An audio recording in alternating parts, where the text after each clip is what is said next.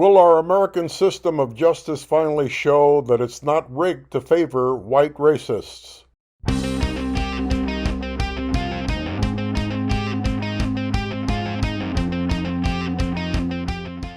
The lawyer for one of the men who killed Ahmaud Arbery, a 25-year-old black man who was shot while running near his Georgia home in February of 2020, has already made it clear that he has a problem with black people on the jury. Now he's trying to keep them out of the courtroom also. Welcome to Radio Labio's English program, where I share the most interesting notes of the day that you may not have had time to catch up on. I'm Juan Andres. I podcast in English and Spanish to ensure that all Latinos can have access to our programs regardless of what language they speak. Thanks for listening. On Wednesday, civil rights leader Al Sharpton attended the Georgia trial in support of Arbery's family, calling for justice in what he described as a lynching in the 21st century. Kevin Goke, who's defending the man accused of hitting Arbery with his truck, responded on Thursday by calling on the judge to bar high-profile members of the African American community from attempting to pressure the mostly white jury. That their simple presence, I think is what he's saying, that their simple presence is an attempt to pressure whites on the jury. I believe that's intimidating, and it's an attempt to pressure. Goke complained. We don't want any more black pastors coming in here or other Jesse Jacksons, whoever was in here earlier this week, sitting with the victim's family trying to influence a jury in this case. Well, I'll tell you, the disrespect and insensitivity towards Al Sharpton, calling him intentionally a Jesse Jackson, is beyond the pale. He was there to support the victims' families and let the court know it is being watched. But of course, it is also a telltale sign of how scared white supremacists like this lawyer are of respected black leaders like him, who's also a CNN weekend show host with a following and a voice. Trials like this one and the Kyle Rittenhouse trial are very important, because it's not about the police abusing. It's about the citizenry taking matters into their hands, becoming vigilantes.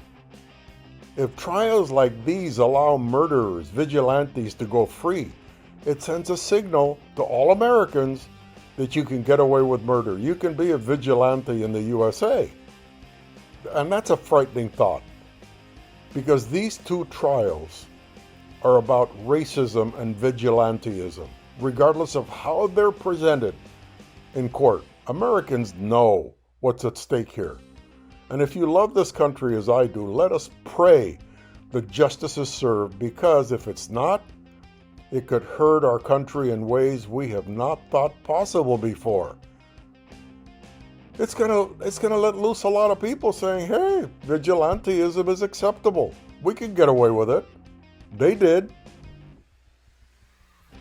Now, Jesse Jackson, of course, was not at the trial, but Al Sharpton was. And he blasted the arrogant insensitivity of Kevin Coe's comments.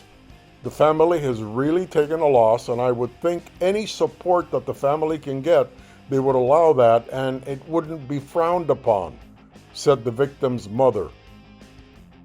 This was unreal. Goke offered a non-apology on Friday, saying that he was sorry to anyone who may inadvertently be offended by his remarks, but his objection, which was denied by the judge, was part of a pattern for Goke and the defense for William Rhodey Bryan and Gregory and Travis McMichael, who are accused of murdering Arbery. During jury selection last month, Goke lodged a complaint about the pool of potential jurors older white men were underrepresented. It would appear that white males born in the South over 40 years of age without four-year college degrees seem to be significantly underrepresented. Words from Goke, directly from his mouth.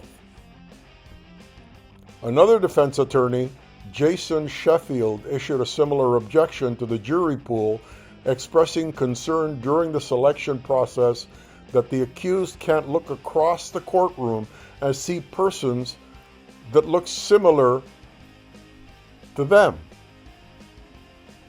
Their concerns seem to have made a difference because the selection process resulted, are you ready for this?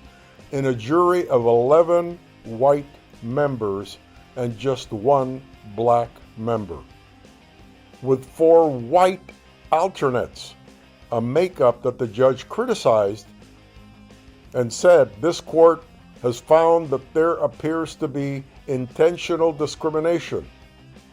The judge said of the defense's jury selection process, but he nevertheless allowed the case to proceed because the defense cited a race-neutral reason for striking non-white prospective jurors. Here I go with my nervous laugh again. Please forgive me. When I get nervous, I laugh. In my opinion, by the way, this is the height of white privilege and racism. And if these men are found not guilty, we had better brace ourselves for a reaction from the African American community. As a matter of fact, I wouldn't be surprised if all minorities get involved because this is outrageous. Basically, you could go out and murder people. Judge Walmsley permitting Arbery's killers to be tried before a mostly white jury has opened him up to criticism similar to that which has been leveled at the judge in the murder case of Kyle Rittenhouse. Another white vigilante, Judge Bruce Schroeder, who's presiding in the Rittenhouse case, has a reputation for being more favorable to the defense, but his seemingly skewed pretrial rulings, aggressive posture against the prosecution, and bizarre comments, most recently a racist joke about Asian food, and encouraging jurors to give a round of applause on Veterans Day, the last day of testimony, to a former armed service member who appeared as an expert witness for the defense, have raised questions about the fairness of the trial. Look, Jim Crow courts still exist, and minorities must remain vigilant and ready. If we allow mockery trials like what's going on right now to go unchallenged, it will affect and give hope and strength to all future trials of minorities in the United States, in my opinion. It's examples like this that render the American judicial system questionable. If the Kyle Rittenhouse and Ahmaud Arbery trials get railroaded, we should be prepared to exercise our right not only to demonstrate and peacefully disobey authorities, because it would once and for all state by its unfavorable results towards the victims that the American system of justice is rigged to favor white murderers. What else could it mean? You figure it out. This is scary stuff. And we need to be aware and sensitive to this. We can't go around expecting, because this is more of the same. This is exactly what a lot of Republicans want. They want to go back to the past. They want to go back to Jim Crow. And we have people in our court systems that are acting as if Jim Crow still exists. I'm Juan Andres. You can find us on more than 60 sites on the internet where you can listen to our podcast. Just ask Google Radio Labio, and bingo will show up. And then you can pick whichever one you want to listen to our programs. On my behalf, as well as my colleague Yvonne Encinas and our manager and fellow on-air personality, Francisco Maldonado. Thank you for listening, and we'll see you next time.